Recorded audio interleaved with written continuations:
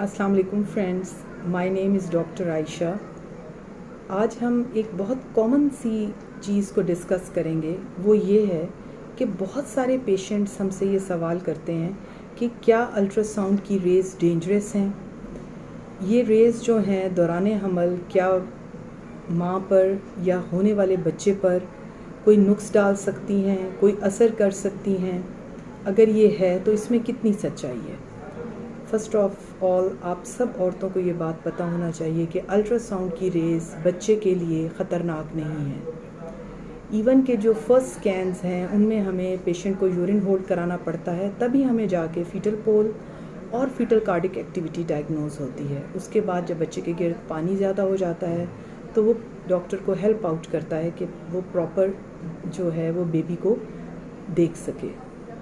और कौन सी रेज़ हैं जो ख़तरनाक हैं दौरान हमल औरतों के लिए, बच्चे के लिए, ख़ास तौर पे कि उनमें नुक्स पड़ने का ख़तरा होता है, कोई भी एनॉमली उसमें पड़ सकती है।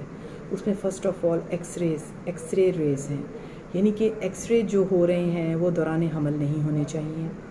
चेस्ट एक्सरे हैं, किसी और कोई बॉडी का पार्ट का एक्सरे है, ट्राई करनी चाहिए कि वो ड्यूरिंग प्रेगनेंसी, जब तक कि कोई बहुत ही ख़तरनाक, कोई अलार्मिंग किस्म की डिज़ीज़ ना हो जिसमें इसकी अशद ज़रूरत है, जिसमें कोई लाइफ थ्रेटनिंग प्रॉब्लम है, उस सूरत में हम करा सकते हैं। सीटी स्कैन्स वगैरह की रेज़ भी बच्चे के लिए वो एनॉमलीज़ जो हैं उनमें कॉज कर सकती हैं। सो तमाम औरतों को जो वो मेरा चैनल सुन रही हैं, जो मेरी बात सुन रही हैं, मैं उनको कन्वे करना चाहती हूँ कि ये पीरियोडिक अल्ट्रासाउंड नहीं कराती जी कि इनकी रेज़ हमारे बच्चे के लिए डेंजरस हैं, इससे बच्चे में नुक्स पड़ सकता है। तो ऐसा कुछ नहीं है।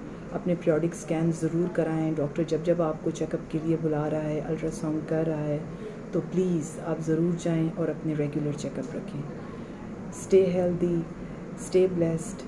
Thank you very much.